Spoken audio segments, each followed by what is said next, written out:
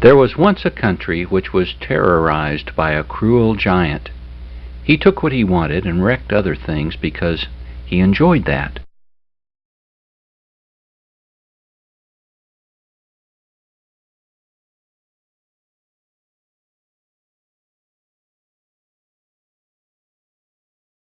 There was once a country which was terrorized by a cruel giant. He took what he wanted and wrecked other things because he enjoyed that.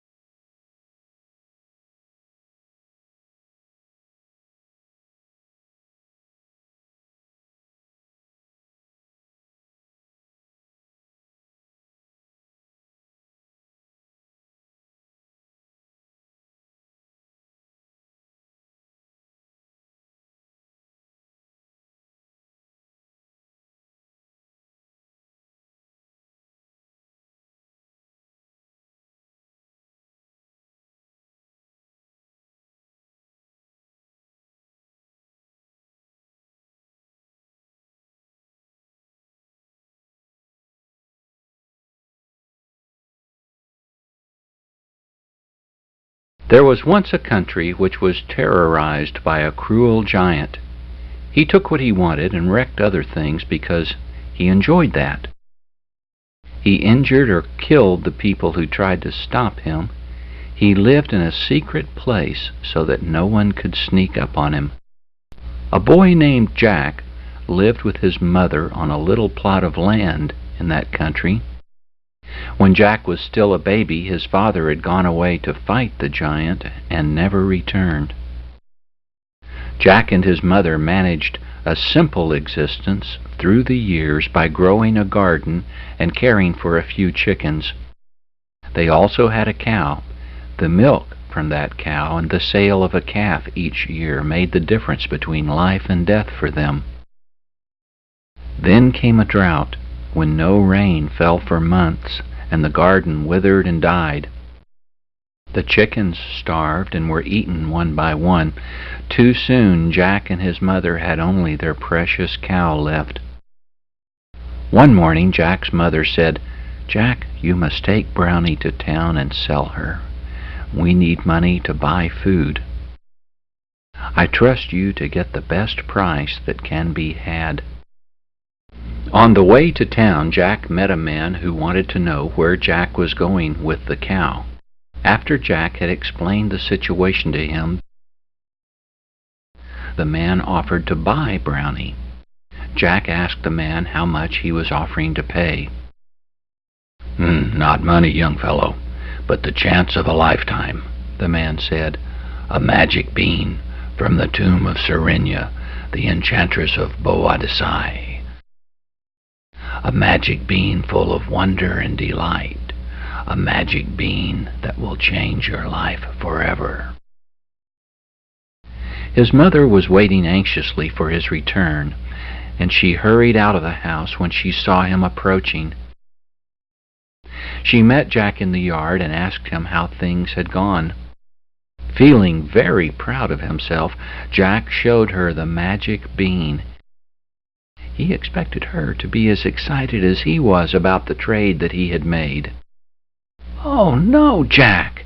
How could you? Oh, how could you? What will we do? What will we do?" she said. Then she began to cry, and she grabbed the bean and threw it down on the ground in despair. There was nothing for supper that night. Jack lay on his pallet looking at the moon and stars through the window and listening to his mother crying quietly in her bed. In the morning, Jack was dumbfounded at what he saw in the yard. Where his mother had thrown the bean down, there now stood a gigantic bean vine. It reached up to the clouds and disappeared into them. Taking a hollow gourd filled with water to drink, Jack started to climb that stalk. There were tender young bean pods on the stalk, so now and then he could pick one to eat. He climbed and climbed and climbed and then climbed some more.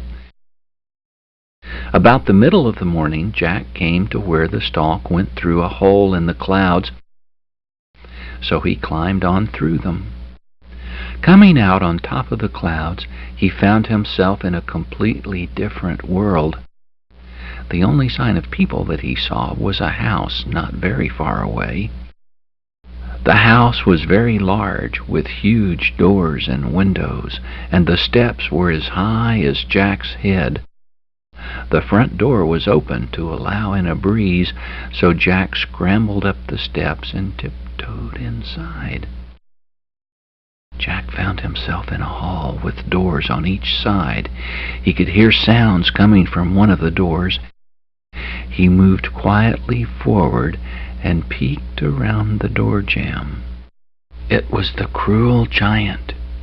He was seated at a table with stacks of gold pieces arranged in front of him. He was hammering an egg of solid gold into a flat coin. On the table in a cage was a hen. As Jack watched, the hen cackled and laid another gold egg. The giant raised his head and sniffed the air. His face grew angry, and he roared, "Fee, fi, fo, fum! I smell the blood of an Englishman. Be he live or be he dead, I'll grind his bones to bake my bread." You see, the giant had never been to school, so he thought all normal-sized people were from England. Jack ran down the hall looking for a place to hide. In one room he saw piles of gunny sacks. He quickly hid among them, hoping that the smell of the old sacks would mask his scent from the giant. The giant came into the room and moved some of the sacks around.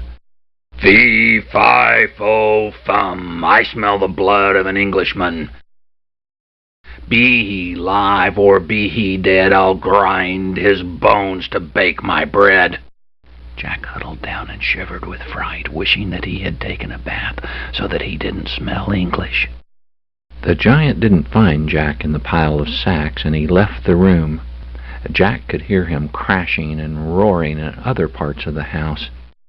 At long last he quieted down, and finally Jack thought that he could hear the giant snoring. Jack crawled out from under the sacks. Taking a sack with him, he crept down the hall. In one room he saw the giant napping.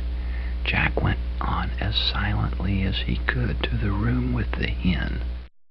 The hen was still in the cage on the table. Jack crossed the room, climbed up the giant's chair, and onto the table.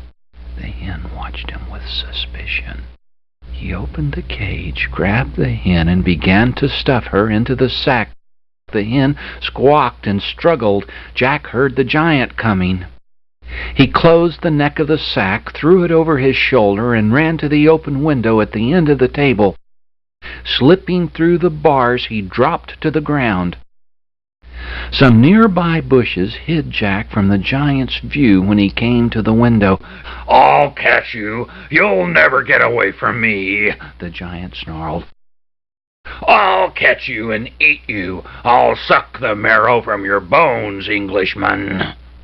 Keeping low and in the bushes, Jack ran toward the beanstalk.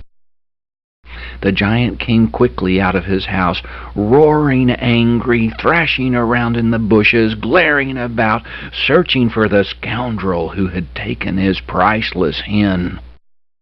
Just as Jack reached the vine, the giant spied him. Jack tied the sack to his belt and started down. The giant thundered toward him, howling and crashing through the brush. Sliding, falling, grabbing, clutching, and scrambling, Jack went down the beanstalk as fast as he could. The giant was coming down too, but not as fast. The leaf and pod stems were barely strong enough to support his weight, and he had to move much more carefully.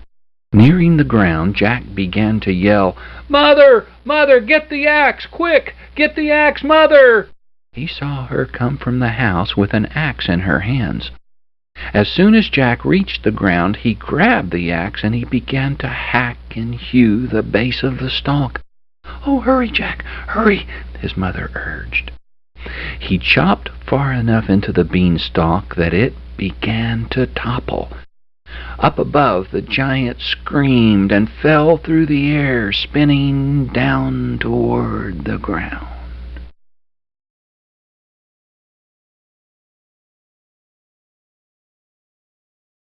In years to come, a favorite spot with the local folk was the great hole in the ground made by the giant when he hit.